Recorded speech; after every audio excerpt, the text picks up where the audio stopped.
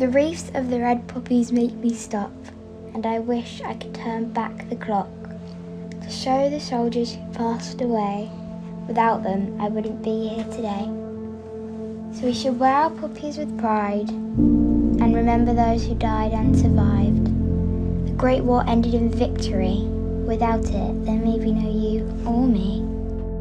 The War Memorial was very important for people in 1920, both for remembering the people who had died, but also as a thanksgiving for the people who came back alive. As the generations passed, the impact of the Second World War, the names that were remembered there, were attached to the same war memorial, and as time has gone by since then, all the conflicts in which we've been involved are attached to the same memorial. The cross stands in a very obvious place right opposite the school, and many people drive past it or walk past it every day.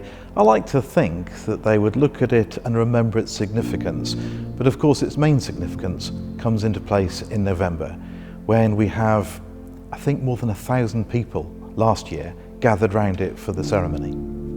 Being a resident of Gables Road, I obviously take a lot of interest in the War Memorial. I pass it every day. Quite often I bow my head and say a little prayer. They will be remembered. And I think many other people feel the same. And it is there as a visible symbol of what we should all do when we remember those that gave their lives that we might try and live in a bit more peace in this very troublesome world. The church, like many village churches, is a focal point for remembering and remembrance, and we have a special connection with the War Memorial.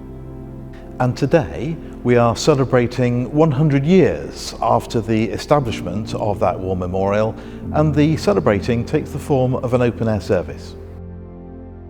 The service we celebrated today followed almost exactly the order of service from 1920 and concluded with wreath laying. Having served for many years in the army, the idea of commemorating those who have fallen is a very important one to me personally.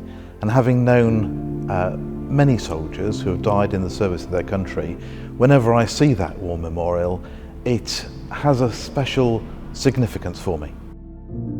At the conclusion of the Great War from 1914 to 1918, everybody was, of course, absolutely overjoyed, but somewhat saddened by the number of people that were killed in that war.